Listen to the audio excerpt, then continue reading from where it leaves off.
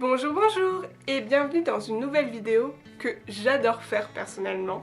Il s'agit du book haul du mois, donc où je présente tous les achats que j'ai fait pendant ce mois. Durant ce mois d'août, j'ai acheté 8 livres, donc j'ai 8 livres à vous présenter. Je vais commencer par ma lecture en cours. Il s'agit du Veilleur, donc le tome 1 de Fondation Deus de P.A. Francioso.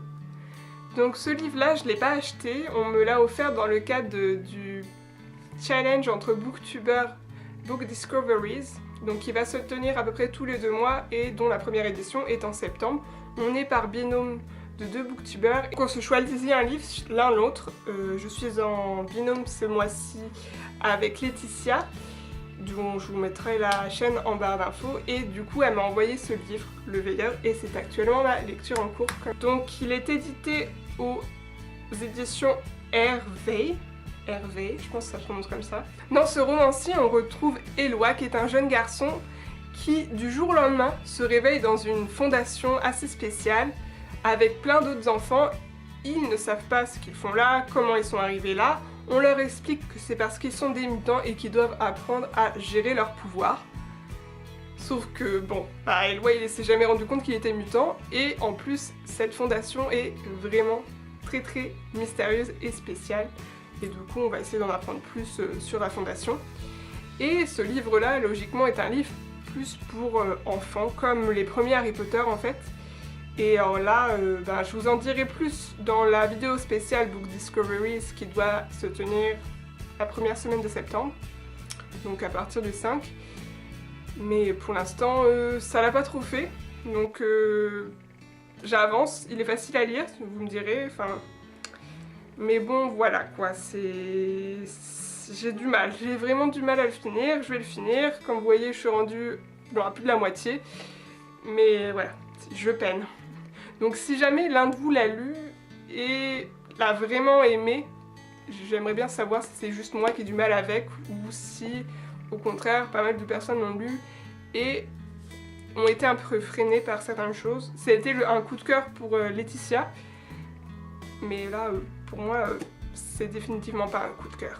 Le deuxième livre que j'ai à vous présenter, il s'agit de Prince captif, le premier tome L'esclave de C.S. Pacat, qui est sorti aux éditions Milady. Donc ce livre-ci, j'en ai énormément entendu parler sur les réseaux sociaux notamment, et ça me donnait trop envie.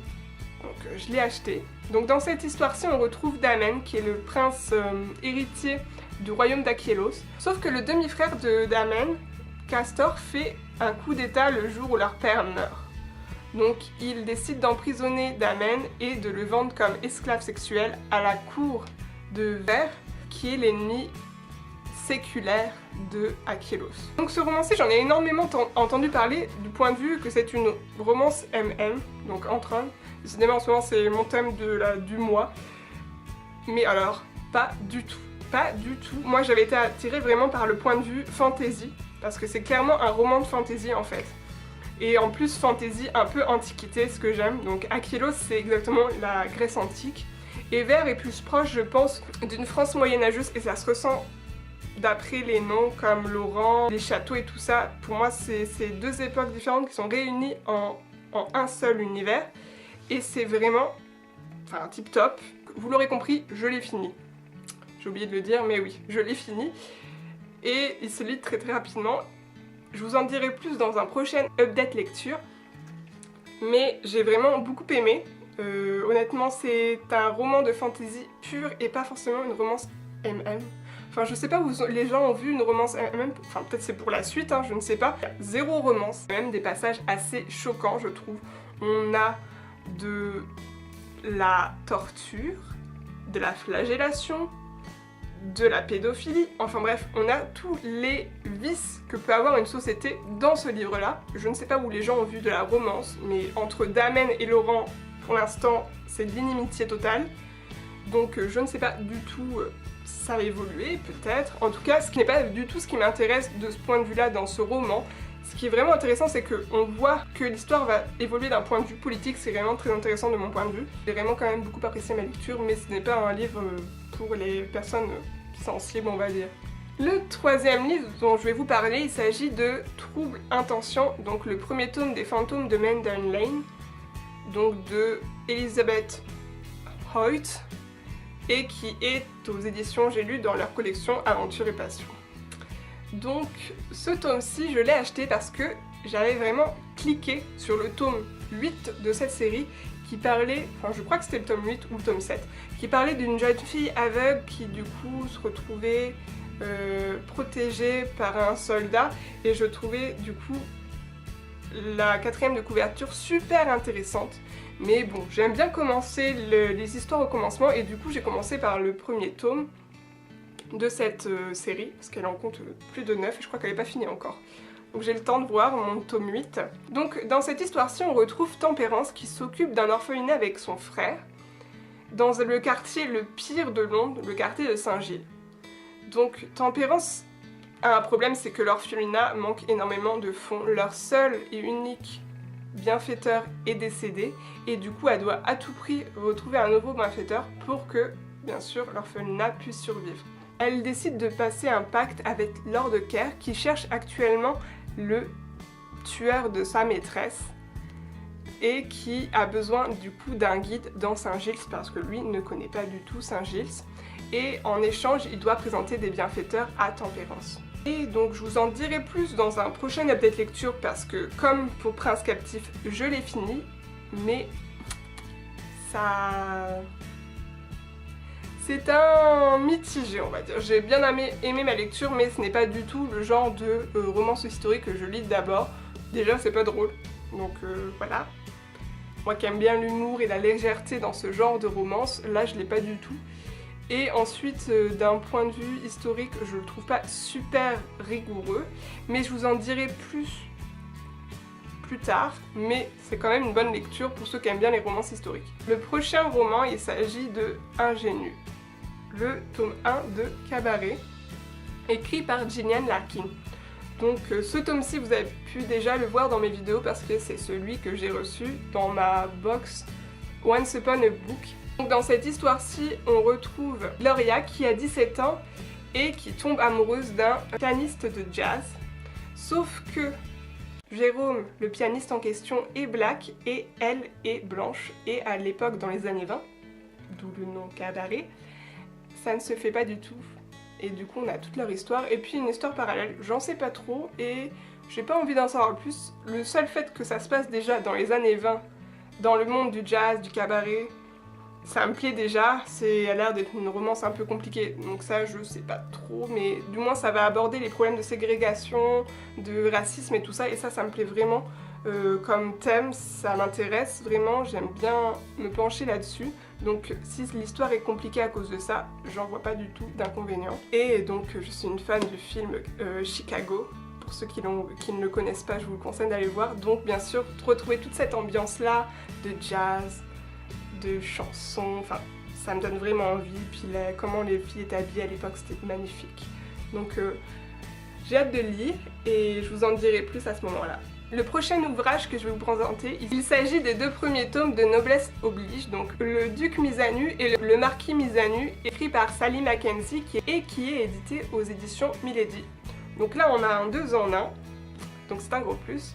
Ensuite, Sally Mackenzie, je vous avais déjà présenté un livre d'elle, il s'agissait de Lord Ned à tout prix, qui m'avait fait mourir de rire et que j'avais vraiment beaucoup aimé.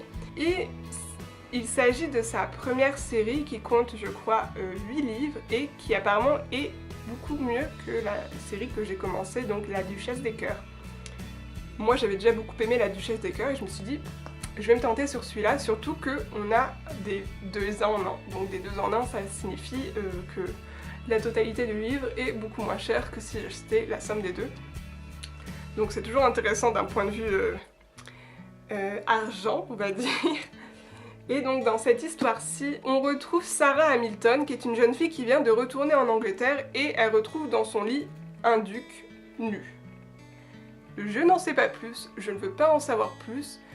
Déjà le seul fait que la série que j'ai déjà lue de cet auteur m'avait beaucoup fait rire, et que j'attends de lire les prochains tomes bien sûr, ça me donne envie, c'est de la romance historique, ça a l'air léger, donc moi j'aime bien. J'ai vraiment hâte de lire. Le prochain livre que j'ai à vous présenter, il s'agit du premier tome des Insomnies de Alexandra Bracken. Ce livre-ci m'avait été recommandé par Wendy Weasley qui suit mes vidéos et qui dirige le blog Slytherin Reader. Donc elle m'avait très bien vendu ce livre-là, qui est un roman de dystopie et que je ne connaissais pas du tout. Donc comme il s'agit d'un roman de dystopie, ça se passe dans le futur, et dans ce futur-là, tous les adolescents sont décimés par un virus inconnu. Les survivants sont alors dotés de pouvoirs psychiques assez spéciaux et divisés dans des castes avec des couleurs et sont parqués dans des camps. Sauf que certains jeunes décident de se rebeller et de s'enfuir de ces camps.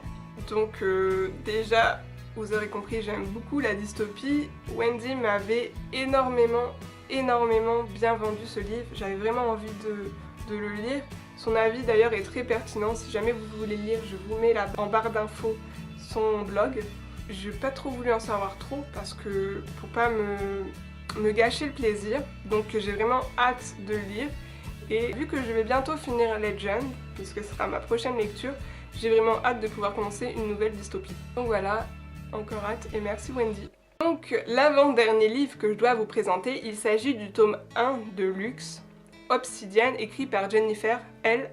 Armentrout, je crois que ça se prononce comme ça, qui est aux éditions J'ai lu. Donc dans ce livre-ci, on retrouve Katie qui se retrouve à emménager dans un petit balai de paumé de Virginie occidentale. Elle pense ne pas du tout se faire d'amis et quoi que ce soit, mais elle est intriguée par les voisins, dont Damon et sa sœur jumelle, qui semblent assez mystérieux. Je n'en sais pas plus pour ce livre-là.